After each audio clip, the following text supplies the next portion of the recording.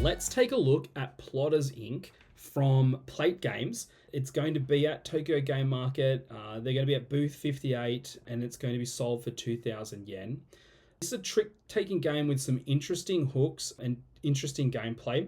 It is a re-implementation of a game originally called Mit List, and I believe this is a reprint, a bit of a reskin from Playte of an earlier version of Plotters Inc. So the hook is mostly around how the game scores and how the tricks will play out. So I might start with how the game scores. You are going to be collecting tricks, but sorting out the tricks based on the colors that you collect. And ideally, you want to collect only 2 colors if possible, and minimize the amount of cards you get from the other suits.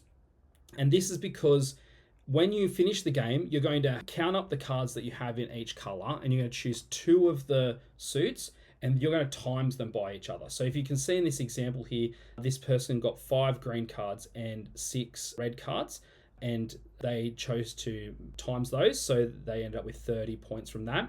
But you then have to count up the cards you have from the other 2 suits, and you divide it by that. So you can see that they had 3 cards from the other suits, and so they actually ended up with a score of 10.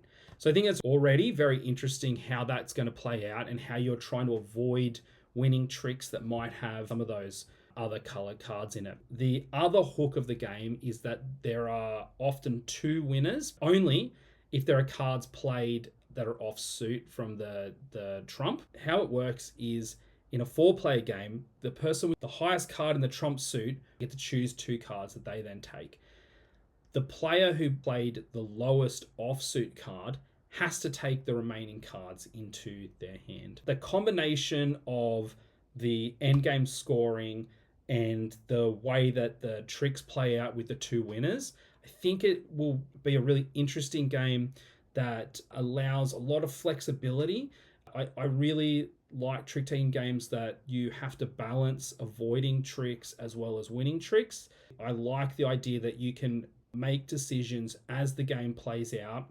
You don't have to put in a bid at the start and really play to that from the start. You can be a bit flexible in this one, so you can see what's playing out on the table and you can adjust as you go. So I'm really looking forward to picking up my copy of Plotters Inc. at Tokyo Game Market. We're bored in Korea, but never bored. Every game played, every victory scored. Moyada for the win, lose, or glory. Let's tell those K-board game stories.